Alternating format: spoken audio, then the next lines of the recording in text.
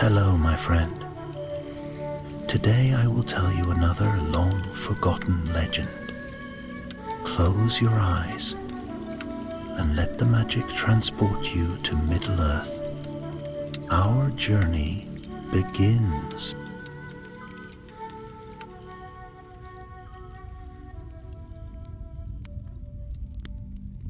In the soft turning of late summer, when the leaves of Mirkwood were yet green but heavy with a hint of gold, the wizard Radagast dwelt quietly in his home at Roscobel.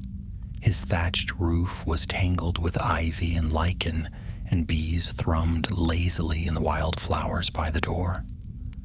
Few in those days paid heed to Radagast, for he was a recluse given to the company of birds and beasts rather than the great affairs of kings. Yet he kept many secrets of the forest, and with his lore, the wild things carried tidings through wood and valley. These tidings were bound together in a curious work, the Amber Book, a heavy tome, unlike any other in Middle-earth.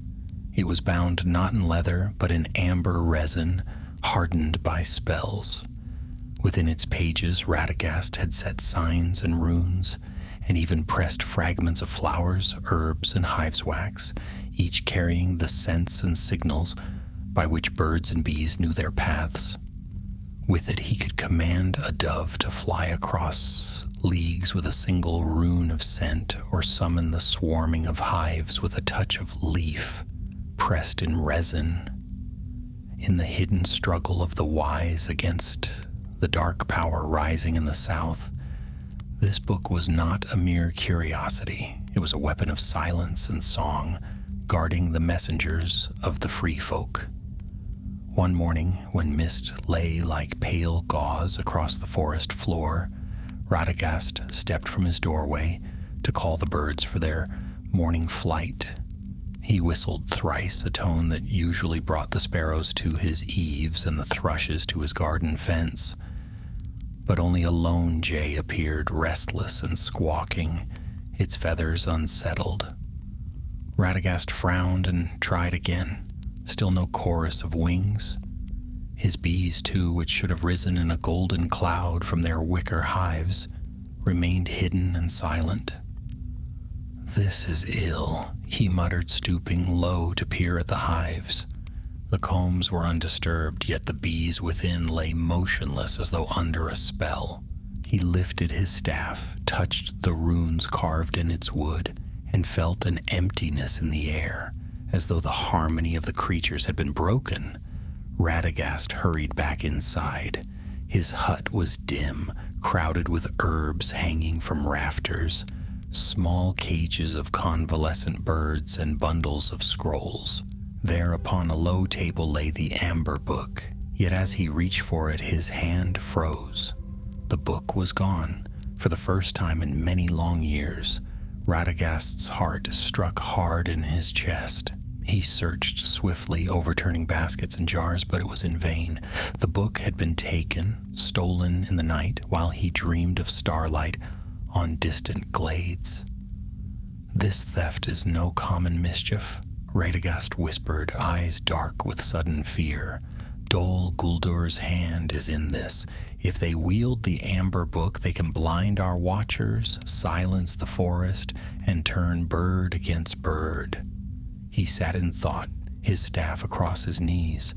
Though many deemed him gentle and absent-minded, Radagast was not without resolve.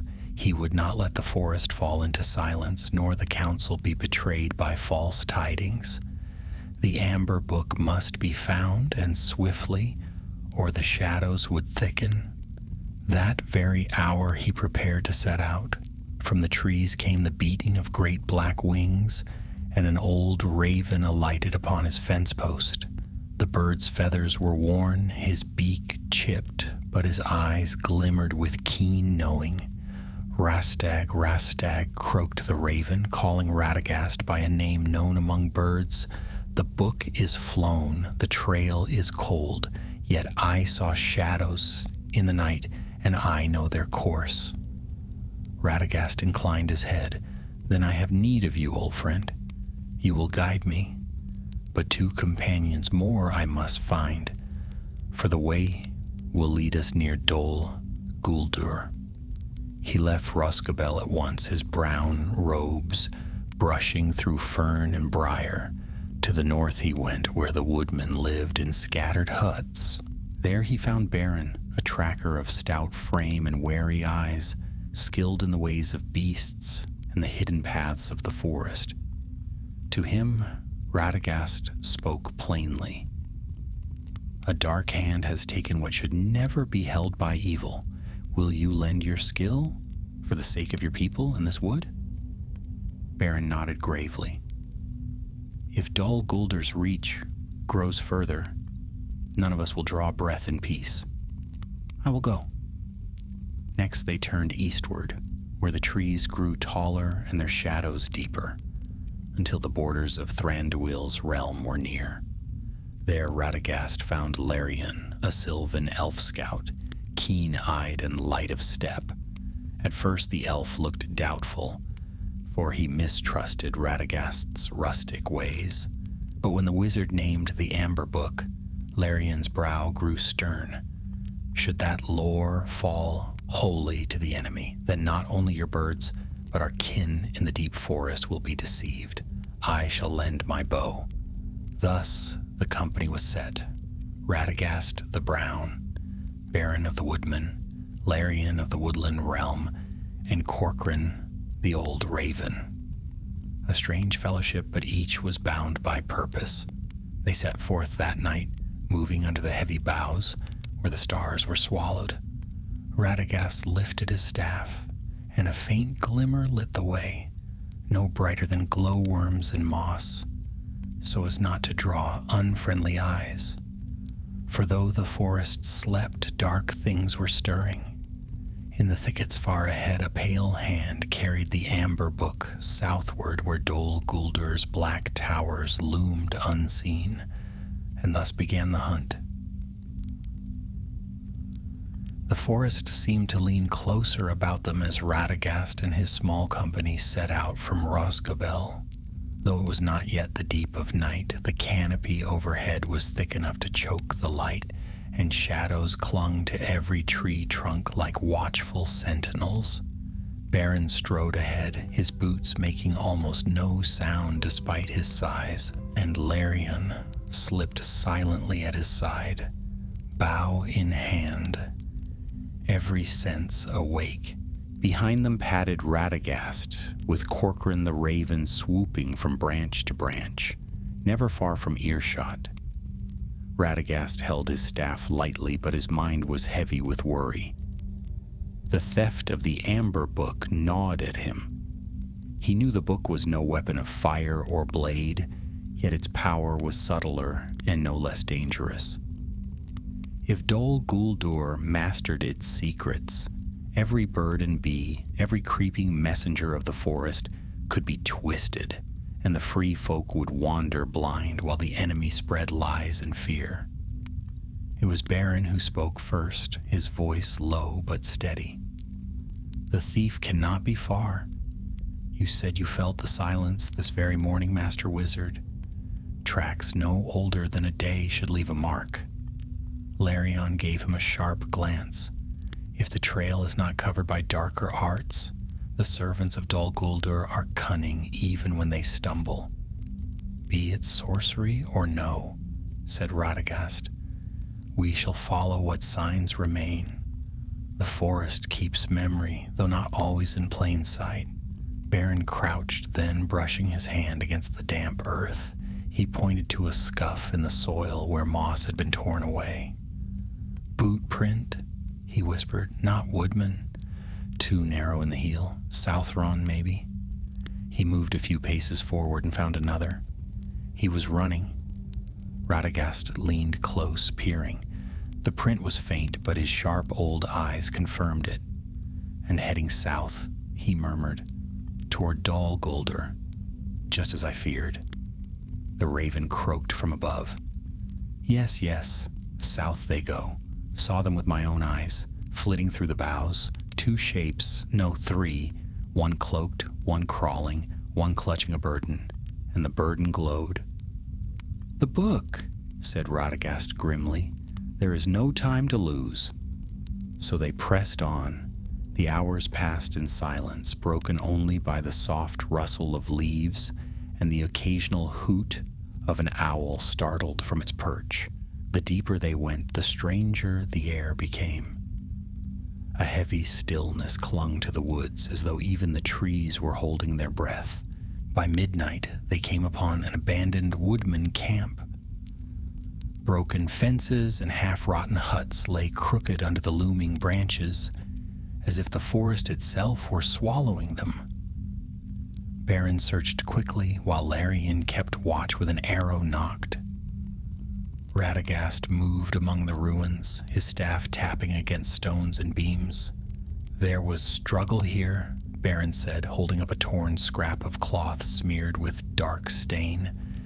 "Weeks passed, perhaps months, but not long enough for the ground to forget." Radagast bent over a half-buried hearth. He touched the ashes, then drew back his hand. "The fire is cold, yet there is no scent of smoke. Something stifled it." A hiss cut through the air, sharp and sudden. From the shadows of a leaning hut spilled long, spindly legs. A spider, large as a hound, clambered forth, its many eyes gleaming. Another followed, then another, their pale fangs glistening with venom. Larian loosed an arrow before the first could spring. It struck deep into the spider's body, and the creature shuddered with a shrill screech. Beren swung his axe in a great arc, cleaving another at the joint. Black ichor sprayed across the moss. "Stay back," cried Radagast. He lifted his staff, and a flare of amber light burst forth, searing the eyes of the spiders. They hissed and shrank away, skittering into the dark. When the last of them fled, silence returned, but it was uneasy silence. "They linger wherever Dol Guldur's shadow spreads," Larian said grimly. "This camp was not abandoned by chance. The woodmen were driven out." Beren wiped his axe clean. "Aye, and if more prowl nearby, we will not linger either." They pressed on again, wary now, for the spiders had given proof that Dol Guldur's corruption was near. The path grew twisted, roots knotted like ropes beneath their feet, until even Beren frowned, uncertain of the way. It was Corcoran who brought the next revelation. The raven swooped low, croaking nervously. "I know this place. Yes, I do. Here they paused. Here the book was shown. I saw it. Amber glowing, runes burning, but I could not stop them." His voice dropped, almost a whimper. "They made me promise. My fledglings taken. My kin chained near Dol Guldur. They said I must guide them, or the chicks would perish." Radagast stopped short. "You helped them." The raven flapped his wings in distress, only to save my own. "Forgive me, Rastag. I am no traitor in heart. I was bound by fear." Beren's hand tightened on his axe. "We are betrayed already." But Radagast raised a hand to still him. "Peace. Fear drives creatures to folly. Yet this truth is weighty. If the enemy holds the younglings, they will use them to bend all the flocks. We must free them, or the Amber Book will remain their tool." Larian's gaze was sharp as flint. "And what of you, Raven? Will you lead us truly now?" The old bird straightened, feathers ruffled. "Aye, I will. For my chicks and for the forest. I swear it." So the company bound themselves to a new task, not only to recover the Amber Book, but to free the captive birds who were being used as chains of blackmail. And though the road seemed longer and darker with each step, none turned back. The trail led them into thickets so dense they were forced to crawl beneath twisted roots. Pale fungus glowed faintly on damp bark, and the stench of decay clung to the air. Beren cursed under his breath more than once, but Larian moved with ease, his elven eyes piercing the gloom. At last they came to a hollow ringed by gnarled trees. In the center rose a mound of stone, half collapsed, an ancient outpost of the woodmen now defiled. Strange scratches marred the walls, runes scrawled in haste, and upon a slab at the entrance lay a bundle. Beren approached first, wary. He knelt and pulled back the cloth. Within lay feathers, black as midnight, stained with blood. The raven gave a choking cry. "My kin!" He beat his wings, distraught. Radagast closed his eyes, staff pressed to the earth. "The Tongue-Keeper is at work," he said softly. "A man who studies the calls of birds and beasts, twisting them to his own will. He is no mere thief's accomplice. He seeks to read the Amber Book and command all who fly or crawl. We must stop him before his craft is perfected." Beren looked grim. "Then we march into the lion's jaws. Dol Guldur is near." Larian's bowstring thrummed faintly as he drew it tight. "All the better. I would see this Tongue-Keeper fall." Radagast rose, his face pale but resolute. "Then forward we go. There can be no delay. The council's hour draws near, and if false tidings turn their hand, all Middle-earth may pay the price." So with heavy hearts and a fire of purpose burning within, they pressed on toward the very shadow of Dol Guldur, where the next twist of fate awaited them. The next day dawned pale and heavy with mist. Though the sun was already risen, the forest seemed to trap the fog, letting only thin streaks of light pierce through the canopy. Radagast and his companions rested only for a short while in the ruins before moving on, for none of them wished to linger near the spiders or the grim signs left by the Tongue-Keeper. Beren led the way, his axe slung across his back, eyes sharp on the path. "These tracks are fresher," he muttered, crouching low. "Whoever carries the book passed here only hours ago." Larion bent to look as well, his movements swift and graceful. He traced the ground with long fingers. "Yes, more than one set. I count 3. One walks heavily, dragging his step. Another is swift. The third, smaller." He frowned. "Not a child, no, but lighter-footed. A prisoner, perhaps." Radagast's brow furrowed. "It may be so. The Tongue-Keeper could have taken one of the woodmen, or some wanderer of the forest, to aid his work. Or—" He glanced at Corcoran the raven, who perched tensely on a branch above. "He may carry one of your kin in a cage." The raven shifted uneasily, his black eyes glinting. "I fear it, Rastag. I hear faint cries in the wind. Young cries. My fledglings may yet live, but not for long if his knives are sharp." They pressed forward, hearts heavy but determined. The deeper they went, the more the forest changed. The trees grew taller, their branches thick with webs that clung like ghostly curtains. Every so often, a pale carcass of some forest creature hung suspended, a warning of the spiders that stalked these parts. Beren muttered darkly, and even Larion kept his bow ready at hand. By afternoon, they came to a small stream.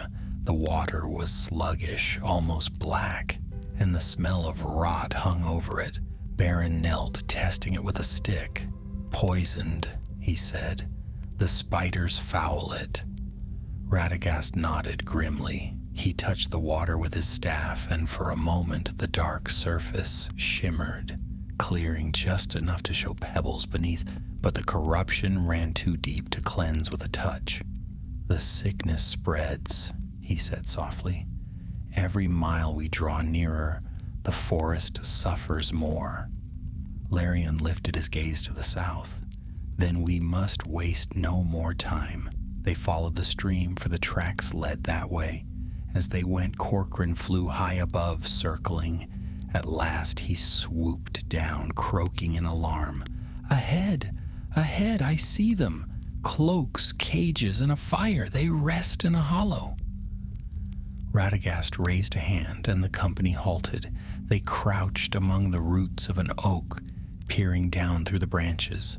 Below lay a small clearing, ringed by brambles and dead trees. A fire smoldered in its heart, and around it sat 3 figures. One was tall and lean, cloaked in dark gray, his face hidden. Another was broader, with a crooked back, shifting restlessly.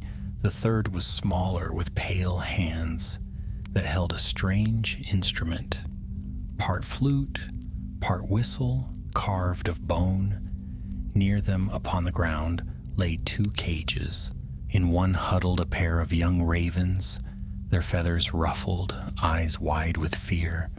In the other was a woodman boy, perhaps no more than 12 summers old, thin and frightened, his wrists bound. Radagast's grip on his staff tightened. "The tongue keeper," he whispered. "That must be he, the one with the whistle. He learns the voices of birds by torment, bending them to his will." Baron's jaw clenched. "And he has taken one of our own? I know that boy's face. Tarn, son of Haldrick. His father hunts the northern bounds." Larion's eyes narrowed. "We cannot rush blindly. 3 foes and 1 skilled in strange craft. But if we wait too long, the captives will suffer." The raven croaked softly, his voice trembling. "My chicks. We must save them." Radagast closed his eyes briefly. He breathed deep, drawing strength. "Very well. We must strike swiftly and with care. Baron, you and Larion will circle wide. When you hear my call, descend upon them. I will use the smoke of their fire to shroud us, and Corcoran shall distract them from above." The plan was simple, but time was short. They moved into place quickly, hearts pounding. Radagast lifted his staff and whispered words older than the forest itself. The smoke of the fire below thickened, curling upward in strange shapes until it poured across the clearing like a low fog. The crooked man coughed and cursed, waving his hands. "What trickery is this?" he growled. The tongue keeper raised his bone flute, blowing a sharp note. From the trees around, a flurry of black wings stirred. Bats, dozens of them, swirled into the air, shrieking.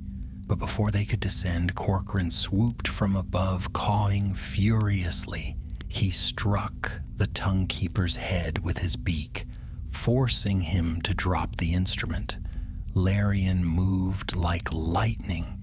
An arrow hissed through the smoke, striking the crooked man in the shoulder. He cried out, stumbling back. Baron charged in with axe raised, roaring, and cleaved through the tall figure's staff before he could lift it in defense. Radagast stepped into the clearing, his staff glowing faint amber. "Enough!" he cried, his voice echoing with sudden force. "You will not harm these innocents." The tongue keeper snarled, seizing the fallen flute. "Old fool, the forest itself bends to me. Even now, the amber book yields its secrets. With it, every wing, every feather, every voice of the wood shall be mine." He blew again, and the bats swarmed low, darting toward Radagast and the cages. But the wizard lifted his staff high, striking the ground. A pulse of golden light spread outward, humming like bees in flight. The bats faltered, wheeling madly as though lost, before scattering into the night. Baron swung again, and the tall, cloaked figure fell. Larion pressed forward, driving back the crooked man. But the tongue keeper fled, clutching the amber book beneath his cloak. "After him!" shouted Radagast. "Do not let him escape!" Baron made to follow, but Larion caught his arm. "The boy, the birds!" Indeed, the captives still cried out, the boy's eyes wide with terror. Radagast hurried to them, touching the cages with his staff. The locks snapped open. Tarn stumbled out, and the young ravens fluttered free, one perching at once on Corcoran's wing. "Go with Baron," Radagast said quickly. "Follow the Tongue-Keeper. I will see to the child." Baron hesitated only a heartbeat, then ran, his axe gleaming in the dim firelight. Larian followed, swift as a shadow. Radagast turned to Tarn, kneeling to meet his frightened gaze. "You are safe now, lad. Can you walk?" The boy nodded, though his legs shook. Yes, Master Radagast." "Then stay close. We must rejoin the others swiftly, for the Tongue-Keeper has not gone far." Above them Corcoran croaked, "The chase begins. South, south, into the dark roots." And with that the company was split, Baron and Larion pursuing the thief through the tangled woods, while Radagast guarded the rescued boy and the ravens. The amber book was still in enemy hands, and the forest seemed to grow darker with every passing step. Baron thundered after the fleeing thief, his axe heavy but steady in his grip, each stride carrying him deeper into the murk. Larion, swift as a deer, darted past him, weaving between trunks with elven speed. The forest floor was a treacherous snarl of roots and fallen branches, but the Tongue-Keeper moved with uncanny swiftness, slipping into the shadows like smoke. His cloak flared as he ran, and from beneath it gleamed the faint golden resin of the amber book. "Faster," Baron barked, forcing his legs to greater effort. "We must not lose him." Larion's voice floated back through the gloom. "Keep close. He cannot outrun us forever." The Tongue-Keeper glanced back once, his face pale and sharp, eyes glittering with mad triumph. He clutched the book tighter, then darted down a steep incline where the roots formed a natural stair. The chase plunged into a hollow valley where the air was thick and damp, and a smell of mold and rot clung to every stone. Baron stumbled once, catching himself on his axe haft, while Larion leapt nimbly ahead. But as they gained ground, a shrill whistle pierced the night. The Tongue-Keeper lifted his bone flute to his lips, blowing a long, piercing note. The forest answered. From the dark hollows above, a dozen black shapes unfurled. Bats, larger than any Baron had ever seen.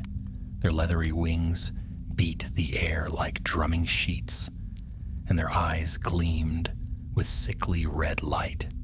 With screeches like tearing cloth, they swooped down upon the pursuers. Baron raised his axe, swinging wide. One bat crashed against the blade and fell writhing. Another swooped low, claws scraping his shoulder. Larion's arrows flew in quick succession, striking one, then another, until 3 lay broken among the roots. But more circled, shrieking. Through it all, the Tongue-Keeper ran, his laughter carrying back like a jeer. "Go," Larion cried, loosing another arrow. "I will hold them," Baron snarled, torn between rage and duty. But he knew the elf spoke true. Larion's bow was swifter than any axe, so he lowered his head and charged forward, bellowing as he went. He barreled through the roots, forcing his way after the thief. The valley narrowed into a tunnel of brambles, clawing at Baron's arms and tearing his tunic. The Tongue-Keeper slipped through like a snake, and Baron followed, ignoring the scratches. At last the tunnel opened into a hollow chamber beneath the trees, a kind of natural cave where roots hung like pillars. In its center stood a rough stone altar, cracked and old, half swallowed by earth. Upon it the Tongue-Keeper placed the amber book. He spread his arms wide, chanting words Baron could not understand, his voice shrill and harsh. At his feet fluttered a cage. Inside it, 2 more young birds, trembling. Their cries echoed in the chamber. Baron did not pause. With a roar he charged, axe raised. But the tongue-keeper spun, blowing the flute again. The sound knifed through the hollow, and Beren staggered, clutching his ears. From the cracks above, more bats poured, thick as smoke, their wings beating like a storm. Yet even as Beren reeled, an arrow sliced past him, striking the flute from the tongue-keeper's hands. The bone instrument clattered across the stone, shattering against the altar. Larian had followed after all. He slipped into the chamber, bow already drawn for another shot. "Your tricks end here," the elf said coldly. The tongue-keeper hissed, his pale face twisting. "Fools! You know not what power lies in this book. The voices of every wing, every feather, every creeping thing will sing to me, not to your stumbling wizard. You cannot stop it." Beren shook off the ringing in his head and surged forward. His axe came down in a brutal arc. The tongue-keeper leapt aside, the blade cleaving stone instead of flesh. Sparks flew, and the altar cracked. The amber book slid from its resting place, tumbling to the ground. The resin cover glimmered faintly, as if it resisted the dirt that tried to cling to it. For a heartbeat it lay between them, gleaming softly in the gloom. Beren lunged for it. The tongue-keeper lashed out with a dagger, slicing at his arm. Larian loosed another arrow, but the thief spun the shaft, grazing his cloak. The book skidded further into the shadows beneath the roots. "Mine!" the tongue-keeper shrieked.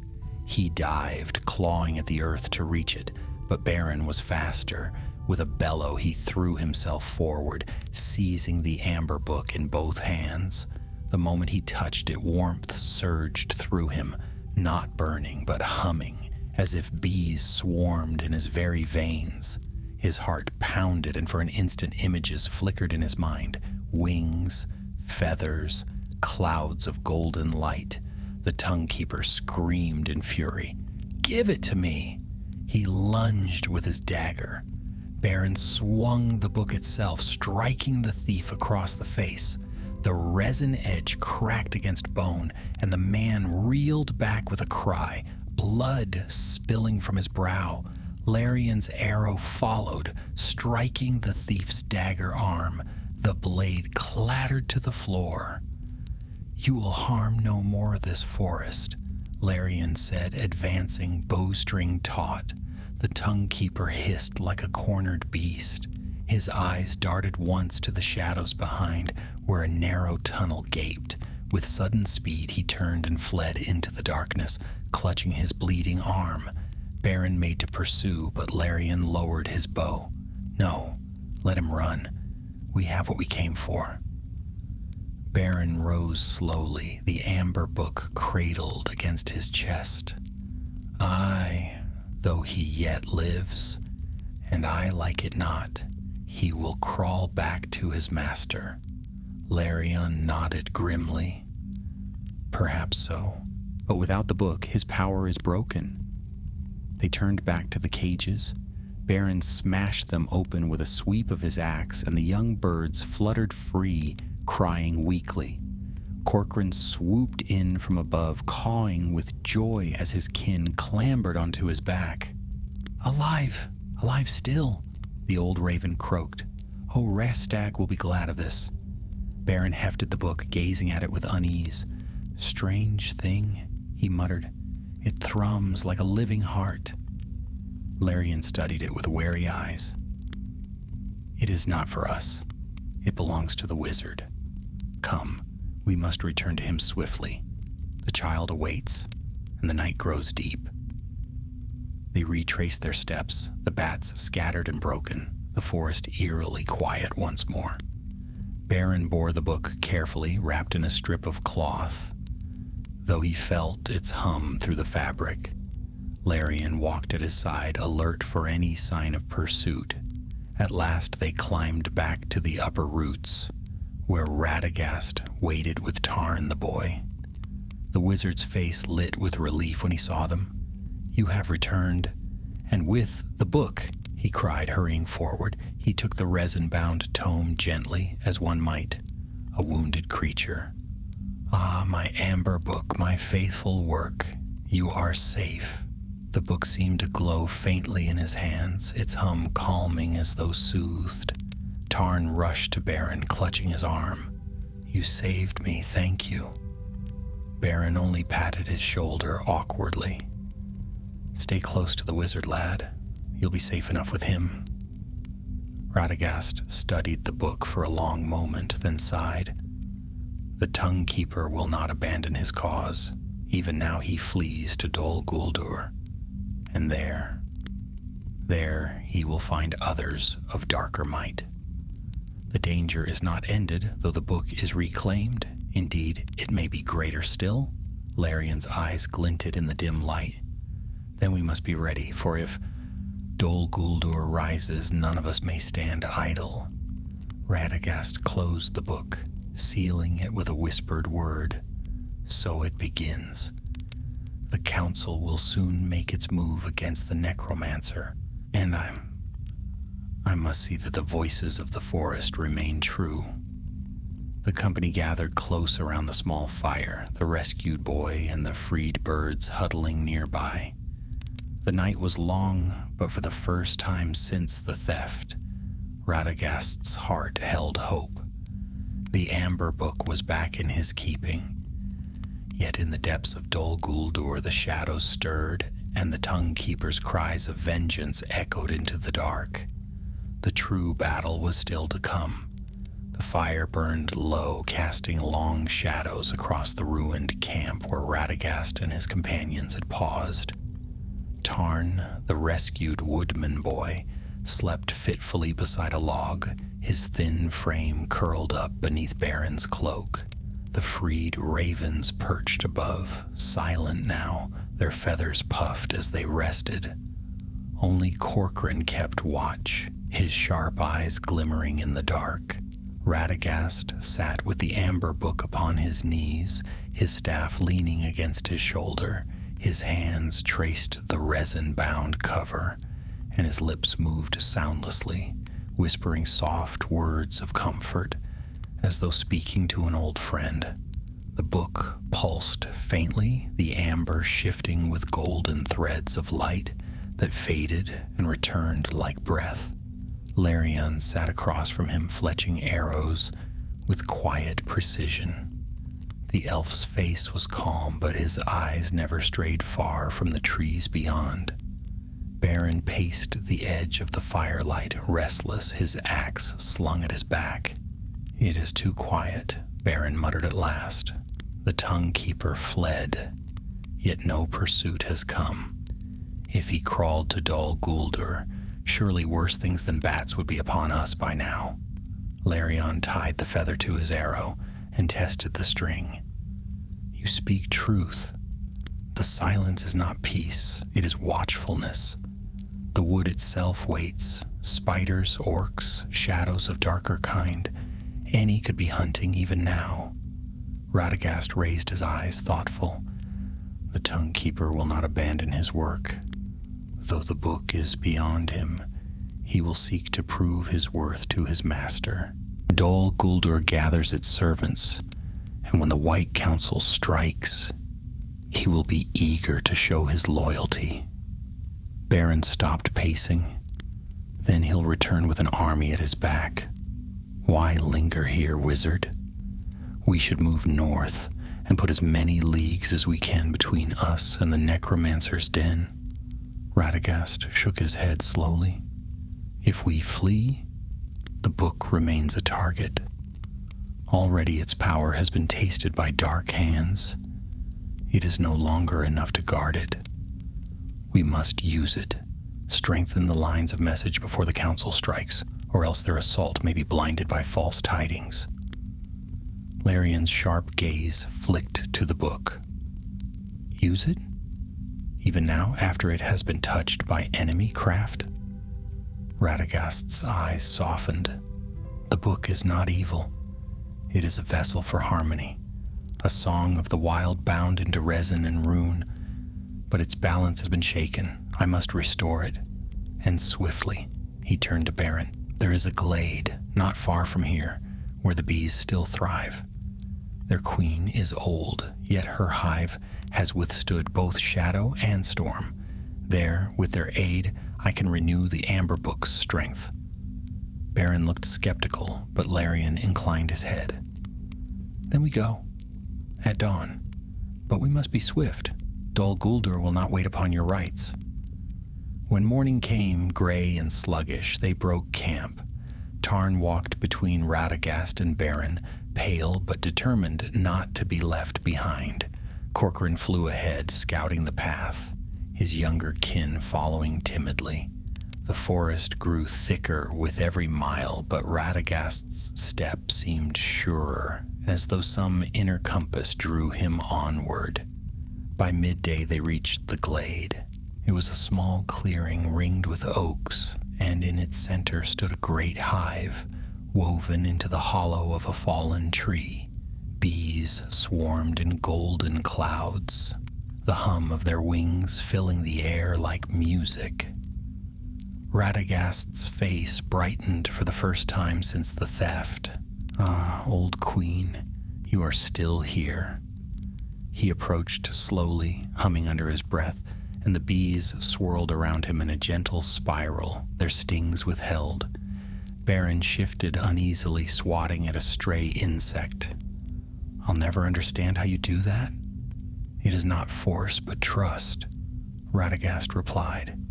He knelt before the hive, setting the Amber Book upon the moss. These bees have carried tidings across the greenwood for 3 generations. Their queen holds memory older than many men. With her aid, the book may be sealed once more. Larian kept watch at the edge of the glade, though his sharp ears turned toward the wizard's words. Tarn stood close to Beren, eyes wide, never having seen such a thing. Radagast lifted his staff and touched the hive lightly. At once the swarm thickened, rising into the air. They circled above the clearing in widening rings, their hum growing louder until it was like the sound of many voices singing at once. The Amber Book began to glow more strongly, threads of amber light weaving across its cover.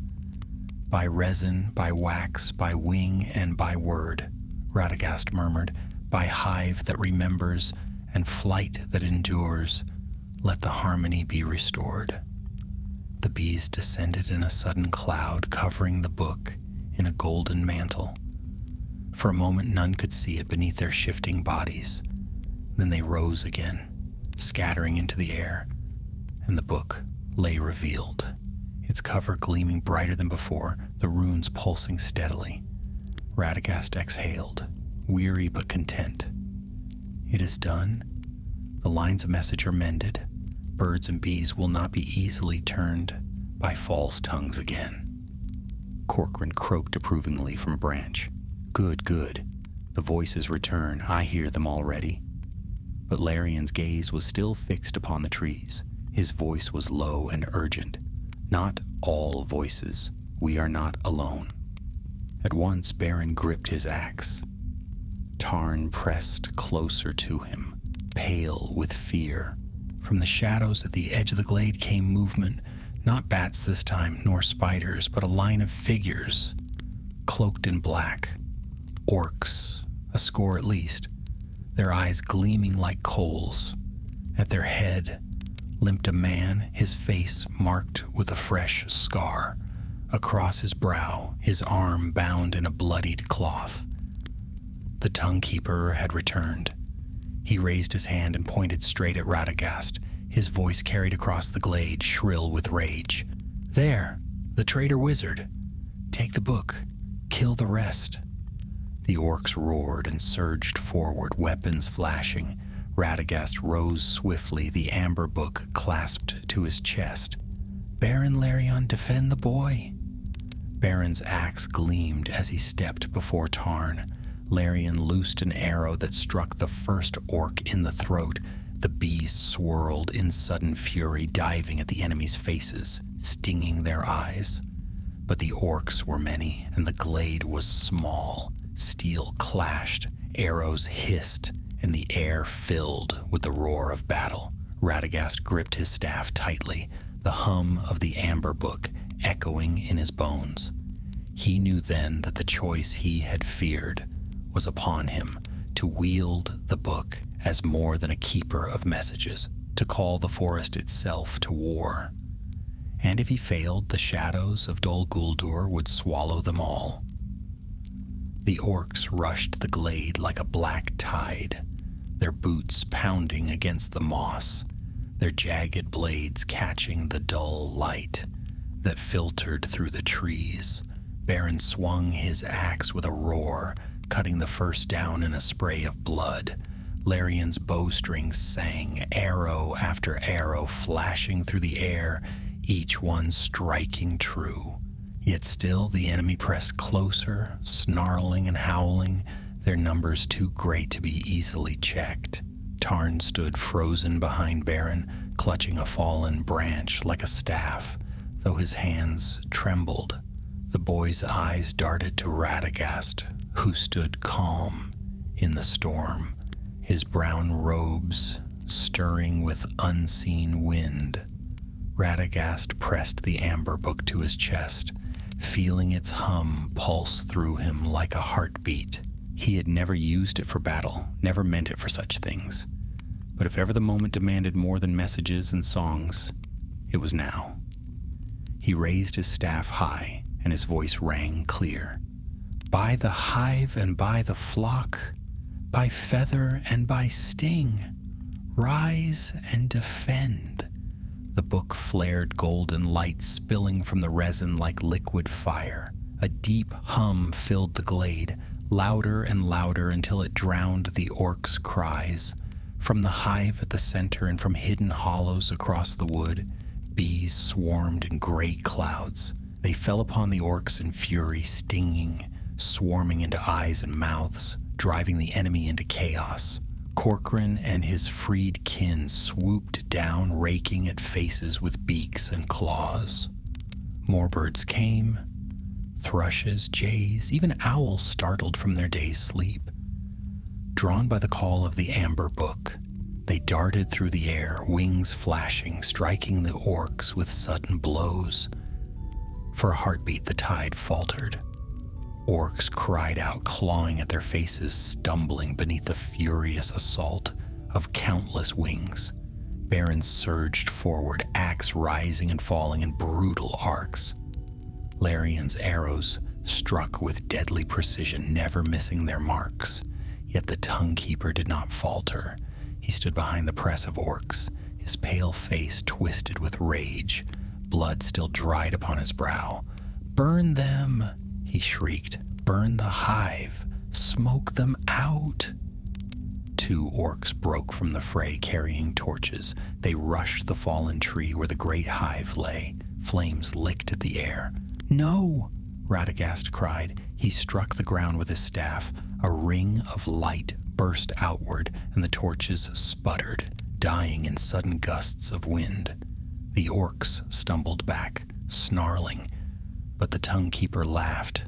"Your tricks cannot last, old man. When the necromancer rises, your birds will wither, your bees will burn, and your amber book will be mine again." His words carried power, sharp and cutting. Even the swarm faltered for a moment, bees whirling in confusion. The young ravens cowered behind Corcoran, feathers ruffled. Radagast felt the strain, the pull of the enemy's will. He gritted his teeth, drawing deeper on the book's strength. The resin glowed brighter, and he spoke again, his voice steady. "Not while the forest still breathes, not while the free folk yet stand." The hum rose once more, and the bees surged back into order, striking the orcs with renewed fury. Beren fought like a man possessed, his axe cleaving through armor and bone. He placed himself before Tarn, never letting the boy be touched. Larian moved like quicksilver, arrows flying until his quiver was nearly empty. When orcs pressed too close, he drew his long knife and struck with swift, precise blows. But the enemy pressed still, numbers endless. Radagast knew the book could not hold the swarm forever. Already his hands shook with the strain, his breath coming short. Then Corcoran swooped low, landing upon Radagast's shoulder. "Rostag, the trees, call the trees." Radagast's eyes widened. "The trees?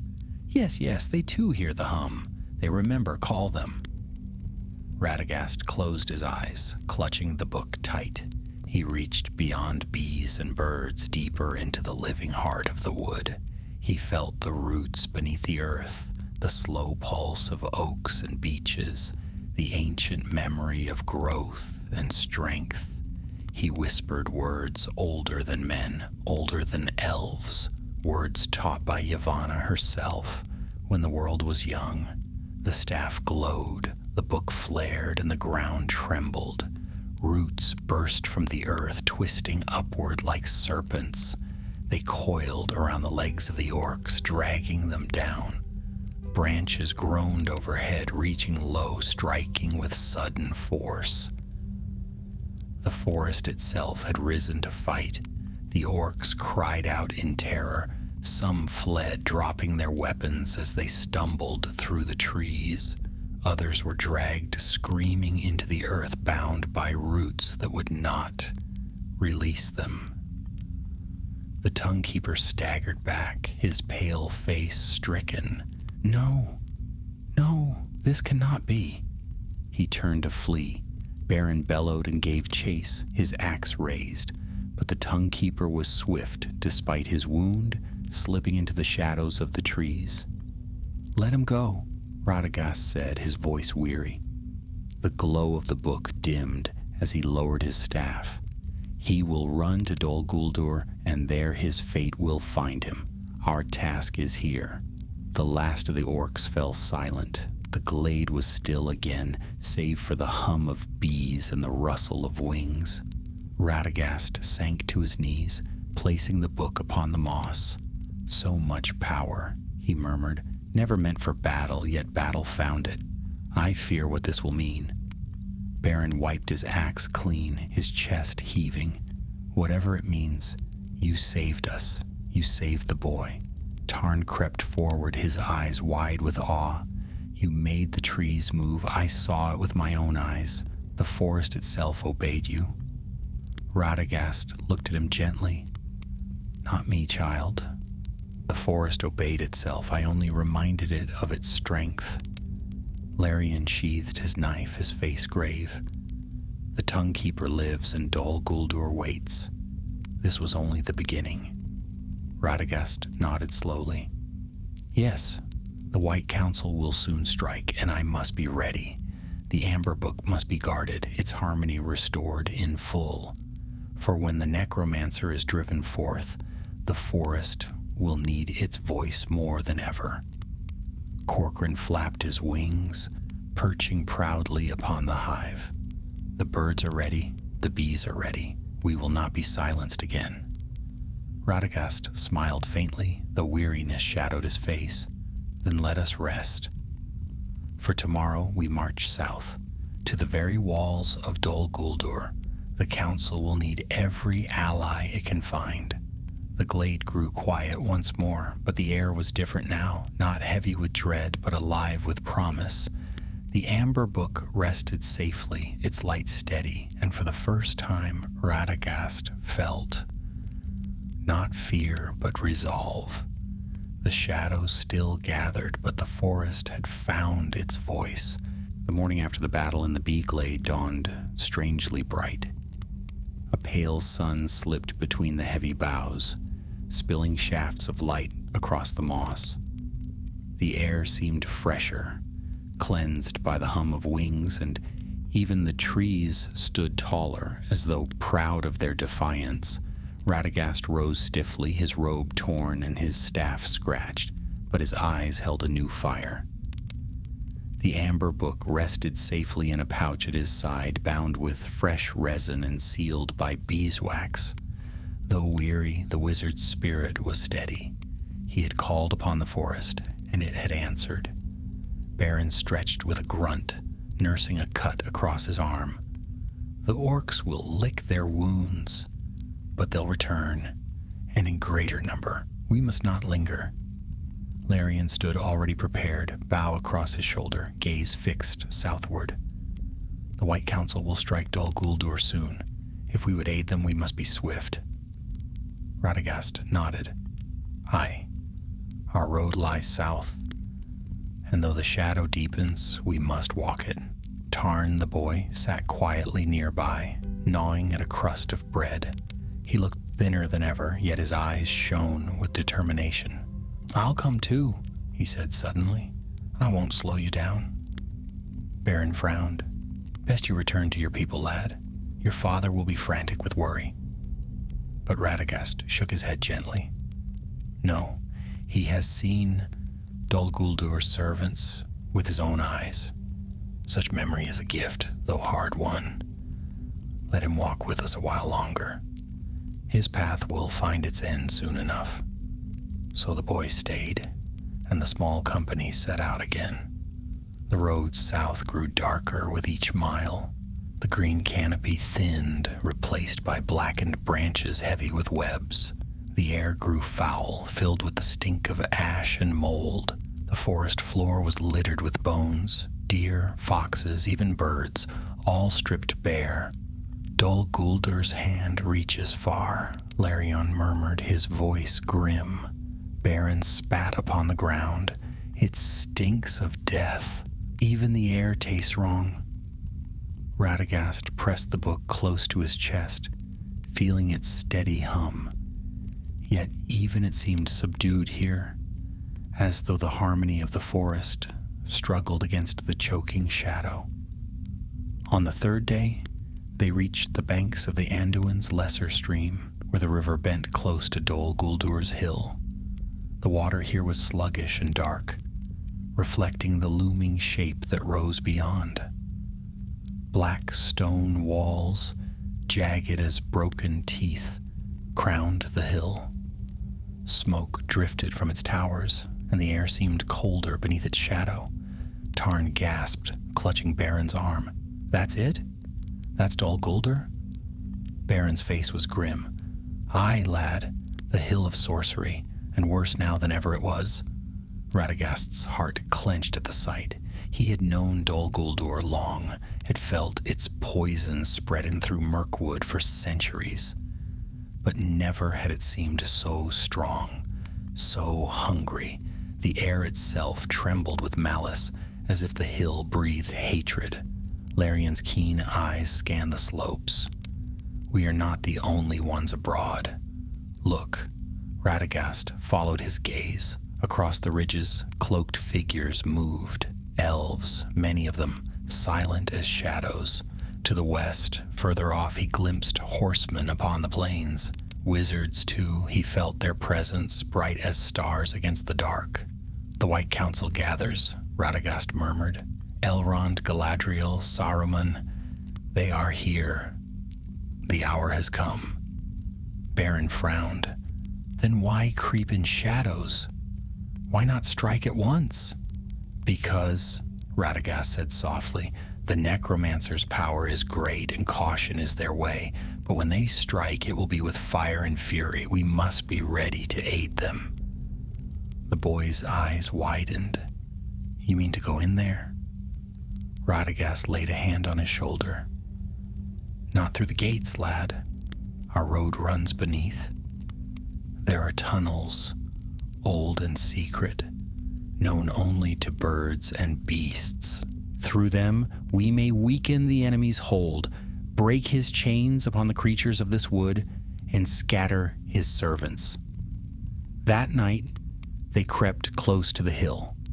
The sky was choked with clouds, the moon a pale smear behind them. From Dol Guldur came the clang of iron, the bark of orders, and the faint shriek of tortured voices. Tarn covered his ears, shivering. Radagast led them to a cleft in the rock, Half hidden by thorn and bramble, he whispered a word, and the thorns drew aside, revealing a narrow passage descending into blackness. "This way," he said. "Keep close and fear not. The forest still remembers paths even here." They entered, the torchlight flickering against damp stone. The air was thick and close, and strange echoes whispered through the tunnels. Baron muttered under his breath, gripping his axe tighter. "Something moves ahead," Larian warned. His sharp ears caught faint scrabbling. Radagast lifted his staff. Light bloomed at its tip, soft but steady. The tunnel opened into a vast chamber where roots hung from the ceiling like curtains. And there, in the gloom, huddled dozens of cages. Tarn gasped. "Birds!" Indeed, the chamber was filled with them. Ravens, thrushes, owls, all trapped in iron cages, their wings broken or bound. The air reeked of feathers and fear. Corcoran let out a mournful cry. "My kin, they are held here." Radagast's face hardened. "So this is the Tongue Keeper's work. He seeks to bind the forest's voice, to turn every wing into his own spies, not while I draw breath." Baron moved to smash the cages, but Radagast raised a hand. "Wait, the sound will carry. We must free them swiftly, but in silence. Larian, help me. Baron, guard the passage. Tarn, stay close." Together, Radagast and Larian moved among the cages. With a touch of the staff, each lock clicked open. Birds spilled forth, weak but alive, their eyes glinting with hope. Some fluttered to Radagast's shoulders, others to Corcoran, who croaked encouragement. But before the last cage was opened, a harsh voice rang out. Well, well, the bird tamer himself. From the shadows stepped the Tongue Keeper, his scarred face twisted with triumph. Behind him came more orcs, blades gleaming. Radagast rose, the amber book clasped to his chest. "You will not break the forest," he said firmly. The Tongue Keeper laughed, high and wild. "It is already broken. Every voice will sing for Dol Guldur, and you, fool, will watch as your precious book is torn apart." He raised a black chain, and the birds in the remaining cages shrieked in pain. The orcs advanced. Radagast lifted his staff, and the hum of the amber book swelled like thunder. The time for secrecy was over. The forest's voice would rise here, in the very roots of Dol Guldur, and the enemy would hear it. The Tongue Keeper's chain rattled as he lifted it high, and the sound tore through the chamber like a scream. The caged birds shrieked in unison, their wings battering against iron bars, their cries sharp with terror. Tarn clapped his hands over his ears, his face pale, but Radagast stood firm, the amber book pressed to his chest. "Release them," Radagast said, his voice calm but ringing. "This place is not yours. The forest does not belong to Dol Guldur." The scarred man sneered, his eyes gleaming madly. "The forest belongs to whoever bends its tongue. You wasted years teaching birds to gossip and bees to hum. He struck his own chest with a fist. "I have turned them into tools of war. With one note, one chain, I can bind them all. Even your precious amber book cannot stop me now." Baron snarled, raising his axe. "Enough words," but Larian caught his arm. "Wait. Look." From the far side of the chamber, more orcs shuffled in. Their armor was patchwork, their eyes gleaming with the dull fire of hatred. They carried long spears and short, crooked blades, hemming the company in against the cages. The Tongue Keeper spread his arms. Chain clutched tight. "Kill them all, but leave the wizard breathing. The master will want his tongue." Radagast's eyes flickered with sudden fire. He thrust his staff forward, and the amber book flared in answer. The hum filled the cavern, vibrating through stone and root alike. The birds shrieked again, but this time their cries grew sharper, rising into a chorus that shook the very iron of their cages. "Not Dol Gulder's tongue," Radagast said, his voice steady and strong.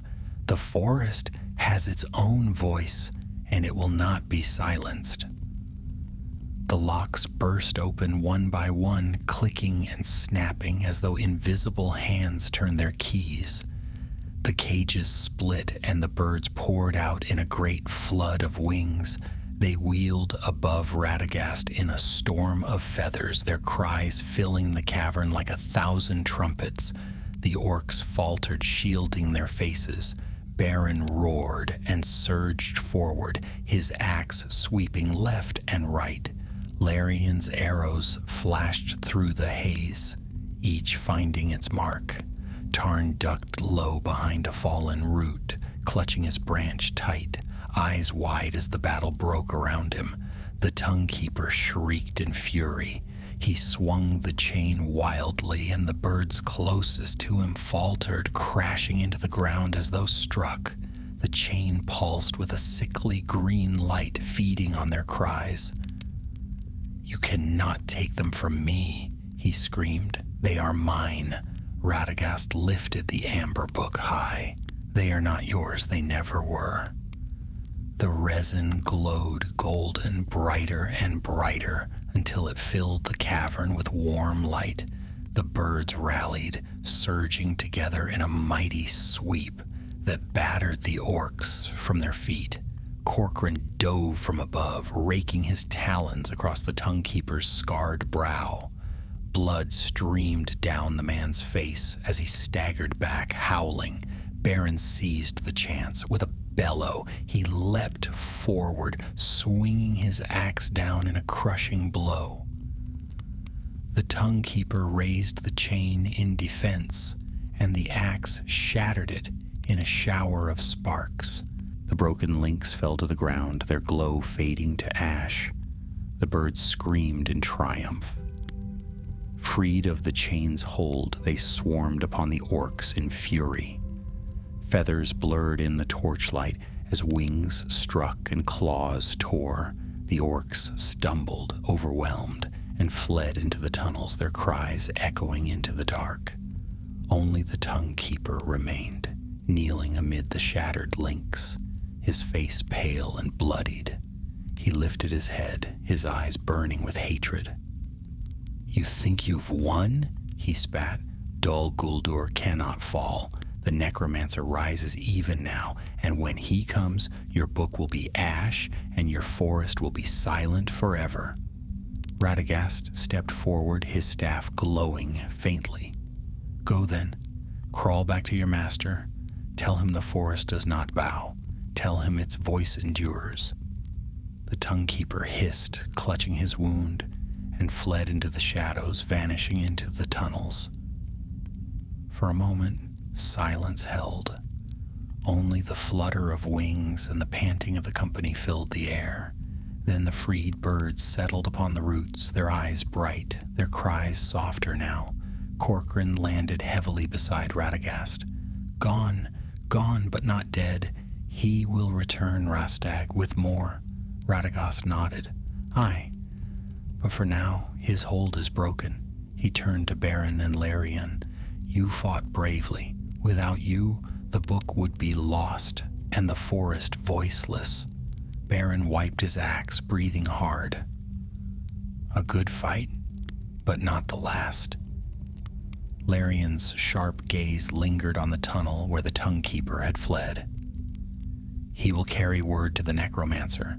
The council must act soon, or the shadow will choke all of Mirkwood." Tarn crept from behind the root, his branch still clutched in his hands. His face was pale, but his eyes shone. "I thought we were lost, but you made the cages burst open, and the birds came to fight for us." Radagast knelt, resting a hand on the boy's shoulder. "Not for us, Tarn. For themselves. For the forest they love." Never forget that even the smallest creature has a voice worth hearing." The boy nodded solemnly, his fear eased. Radagast rose again, lifting the amber book.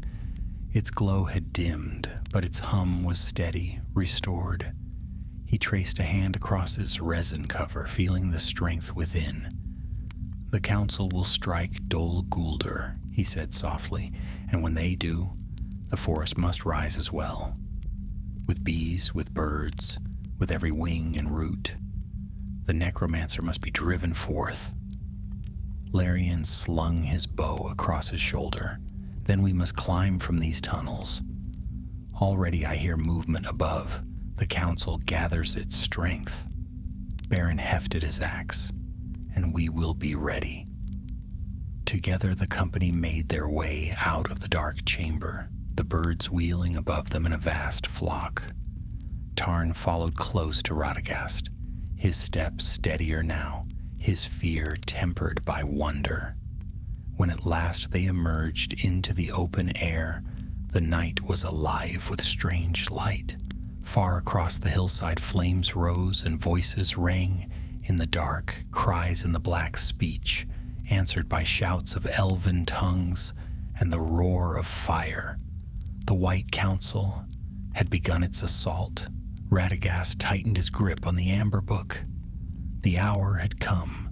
The night shook with battle. From their place at the tunnel's mouth, Radagast and his companions saw the hill of Dol Guldur ablaze with light and fury. Bolts of white fire arced across the sky, striking the black tower so that stones splintered and flames leapt high. Shadows writhed upon the walls, and the air rang with cries, some in the harsh black speech, others in the fair tongues of elves, and still others in voices deeper, older, filled with power. "The council has struck," Larian murmured, eyes wide as he watched. His bow was in his hand, though arrows would be small help in such a storm. Baron gripped his axe, his jaw set. "By the gods, I have never seen power like this." Radagast stood silent, the amber book clutched to his chest. His brown robes stirred in the strange winds sweeping down from the hill. He could feel the force of his brethren, Saruman's cunning will, Galadriel's blazing light, Elrond's steady strength, binding together to tear down the fortress. Yet amid the clash of power, he felt something else too, a deep, dark resistance, a will ancient and terrible fighting to remain. Corcoran swooped down to his shoulder, feathers ruffled. "The necromancer fights. He is mighty, Rastag, stronger than you guessed." "I know," Radagast whispered. His eyes never left the hill.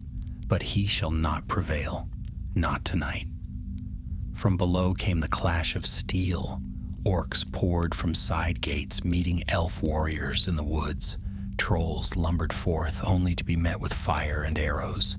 The forest shook with their roars. Larian turned quickly. "We cannot stand idle, my kin battle even now." Radagast nodded. "Aye, but we fight in our way. The council assails the fortress above. We shall strike its roots. The Tongue Keeper has sown his chains through these tunnels. If we break them, the forest will rise with us." Baron grinned fiercely. "Then let's get to it." They plunged back into the tunnels, following Radagast's staff light. The walls shook with distant thunder, dust falling in showers as stone cracked above. Tarn kept close to Radagast, his eyes wide but his step steady. At last they reached a deeper chamber where black roots tangled across the floor. Here stood iron posts driven into the stone, each one bound with twisted runes. Chains stretched between them, humming faintly with dark power. Birds lay dead at their feet, their wings shriveled, their eyes glazed. Baron swore under his breath. Foul work. Radagast knelt, placing the amber book upon the ground. Its hum rose, challenging the darkness. These chains bind more than birds. They bind the very memory of the forest, twisting it toward Dol Guldur. If they are not broken, the shadow will linger, even should the fortress fall. Larian raised his bow. Then we break them. Radagast shook his head. Not by steel. They must be undone by harmony. He opened the book, pages glowing with soft amber light. Symbols of scent and song shimmered across them, marks that guided bees, runes that stirred birds to flight. He touched one, and a low note filled the air, like the beating of many wings. The chains shuddered. Bear and Tarn, strike the post when the light flares. Larian, guard us. They will not let this pass unchallenged. Even as he spoke, a harsh cry rang through the tunnels. Orcs poured into the chamber, led by none other than the Tongue Keeper. His face was streaked with blood, his eyes wild. "You cannot win," he shrieked. "Dol Guldur is eternal. Give me the book." Larian's arrow answered, striking the stone at his feet. "You will not touch it."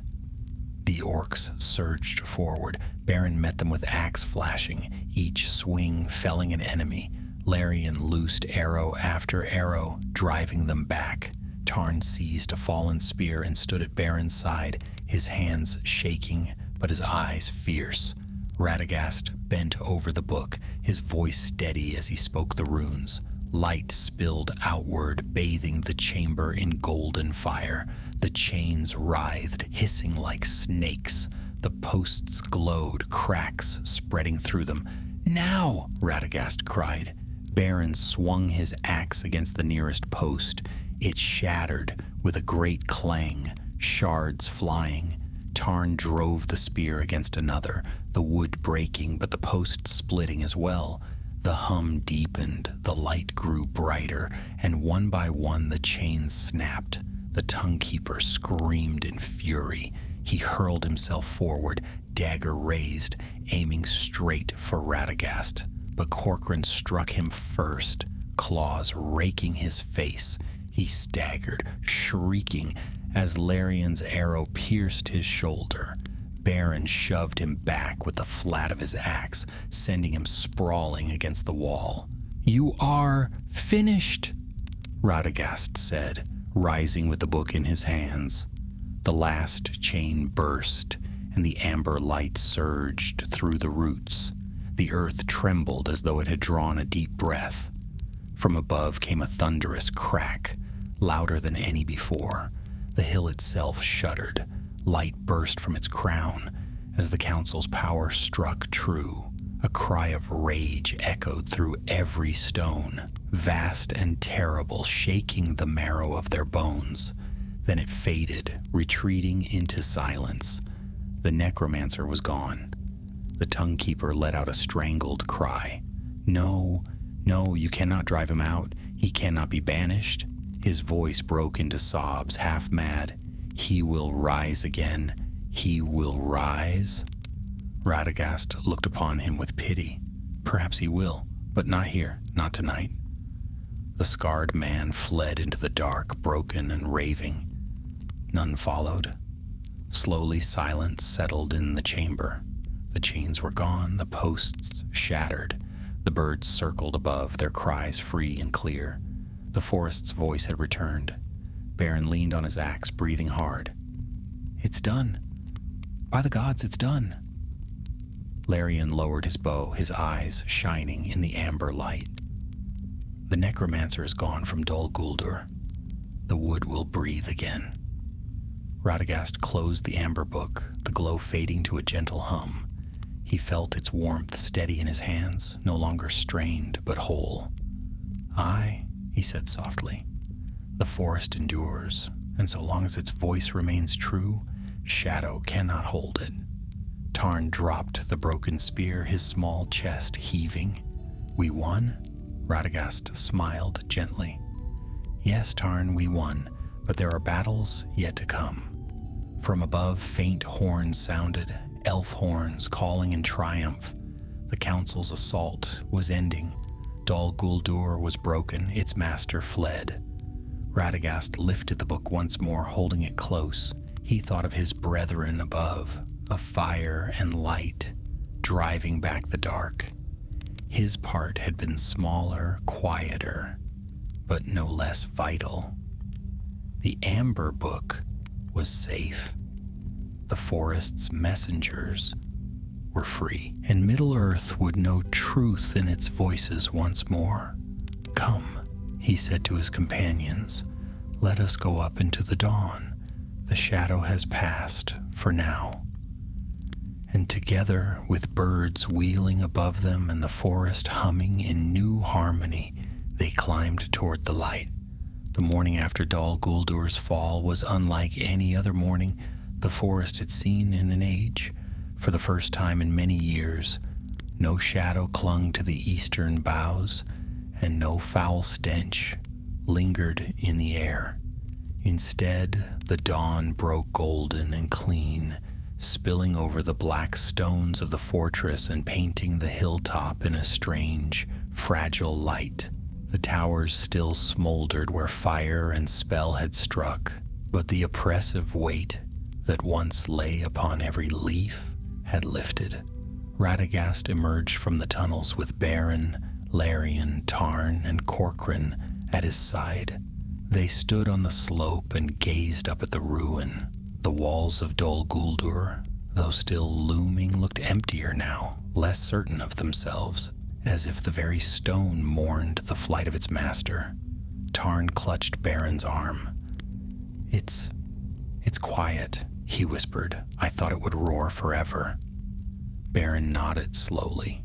"Aye, lad. The silence is strange, but I'll take it." Radagast listened, tilting his head. He could hear the faint rustle of leaves, the calling of birds, even the soft hum of bees stirring in hidden hives. Sounds that had been smothered by the shadow now returned timidly, as if testing whether the dark was truly gone. Larian lowered his bow, his eyes shining with relief. "The necromancer is gone, driven forth. Never did I think to see it."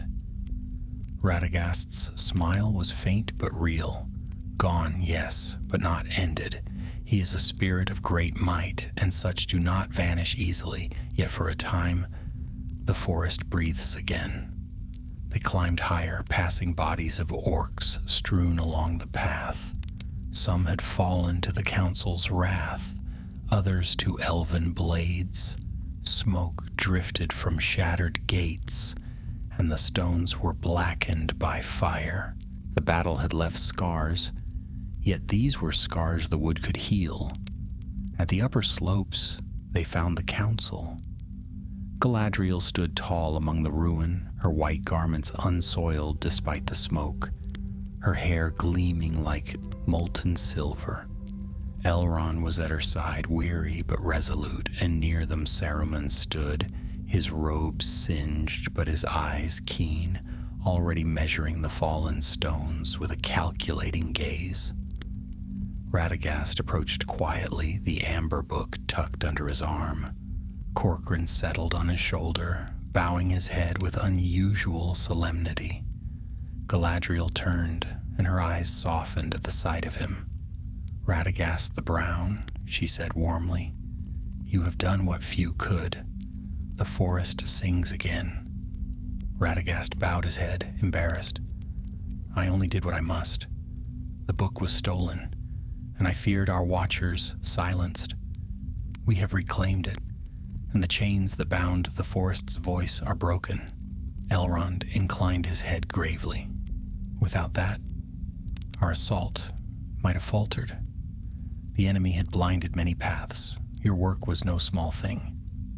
Saruman gave a short laugh, though not unkind. "Trust Radagast to find victory in roots and wings. While we cast down walls, he unmakes chains in the dark. Strange, but useful." His gaze lingered on the book, curiosity flickering in his eyes. "Strange indeed." Radagast hugged the book closer, feeling its hum steady against his chest. "It is not a weapon," he said quietly. It was never meant for war. Yet war found it, Saruman said. His tone was cool, but there was a glimmer of amusement or perhaps calculation behind his words. Galadriel's eyes rested on Radagast, gentle yet piercing. "Your path is not theirs," she said softly, "and that is well. Each of us serves in our way. The forest will remember your song, Radagast." Radagast bowed again, though his cheeks flushed. He had never sought praise, and now it felt heavy upon him. He was glad when Beren stepped forward, saluting the council with his axe. "We fought at his side," the woodman said, "and I'll swear it true. Without his amber book, we'd all be carrion for spiders or slaves to the tongue-keeper's chains."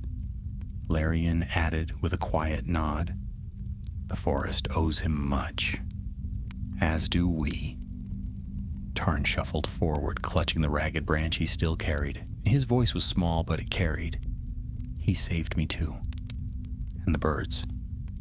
Galadriel's gaze lingered on the boy, kind and knowing. "Then you will remember, child.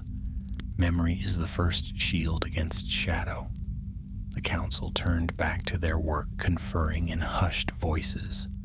Already plans were being made, decisions shaped for the years to come. But Radagast felt himself slipping away from it. The business of great lords and mighty councils was not his place. His part was done. He looked down the hill where the forest stretched vast and green, touched now with gold by the rising sun. He heard the calls of thrushes, the rustle of wings, the hum of bees. It was enough. Beren came to stand beside him, his arm bound in cloth where an orc blade had grazed him. "What now, wizard? The book is safe, the necromancer fled. Do you return to your little house?" Radagast chuckled softly.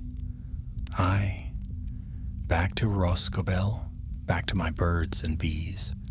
But the work does not end. The forest must heal, and I must keep its voice true. Shadows will rise again, and when they do, these small messengers may carry warnings swifter than any rider." Larion joined them, his bow across his shoulder. "My king will be glad to know the forest breathes once more. Yet Dol Guldur's ruins will not stay empty forever. Something will stir here again." "Perhaps," Radagast said, "but when it does, the forest will be ready, and so will I." Tarn tugged at his sleeve. "May I come with you? To Rosgobel?" Radagast smiled kindly, but shook his head. "No, little one. Your father waits for you. He will need your voice among your people to tell them what you saw. That will be your part in this story." Tarn's face fell, but he nodded bravely. "I'll tell them. Every word." Corcoran flapped his wings, croaking with pride. "Yes, yes. Let the woodmen remember. Let them all remember. The forest's voice is free." Radagast chuckled again, stroking the raven's back. "Indeed. And long may it remain so." They lingered a little longer upon the slope, watching as the council's power finished its work.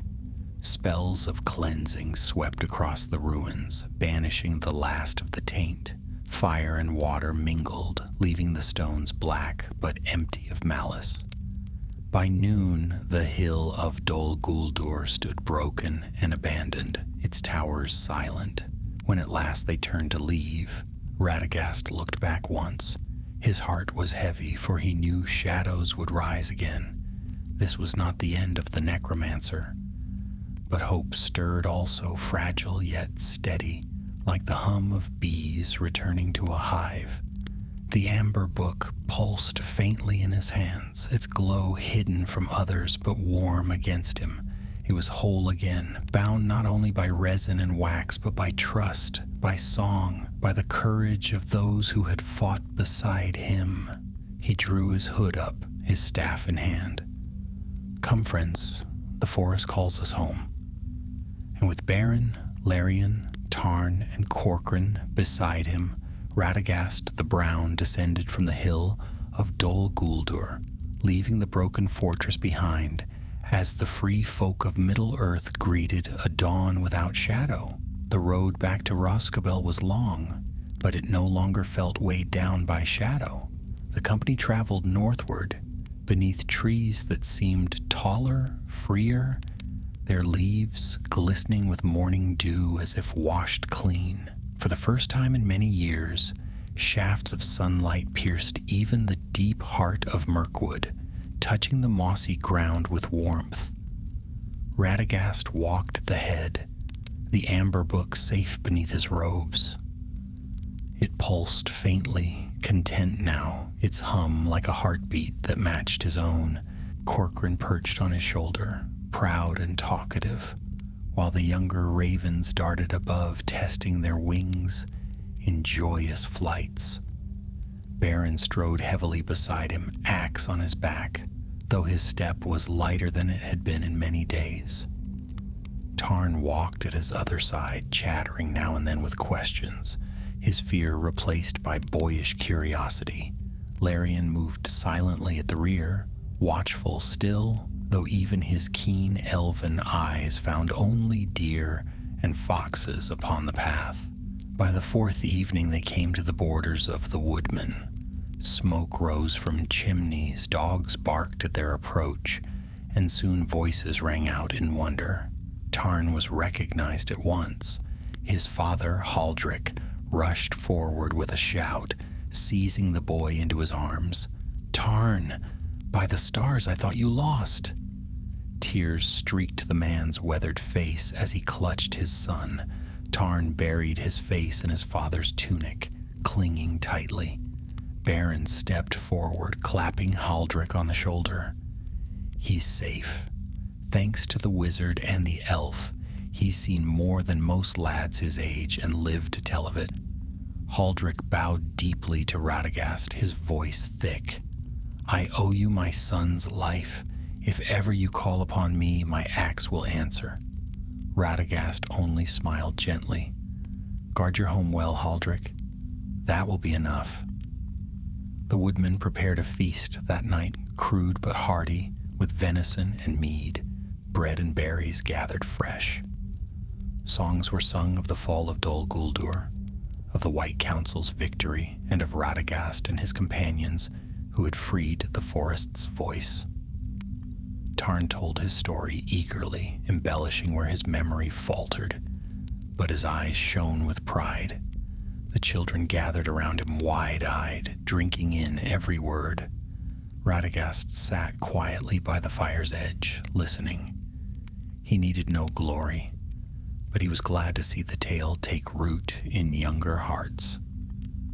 Such memory, he knew, was the best defense against shadow. Larian slipped away before dawn, bound for Thranduil's halls. "My king must hear all that passed," he said, his voice solemn. "The greenwood is wounded still, but it lives. That is no small victory." Beren, too, prepared to leave, for the woodmen would need him in the days ahead. He clasped Radagast's arm firmly. "You're a strange one, wizard, talking to bees and birds as though they were your kin. But I'll say this, you saved us all. Don't let that book out of your sight." Radagast chuckled. "I do not think it will wander far from me again. Farewell, Beren. May your axe always strike true."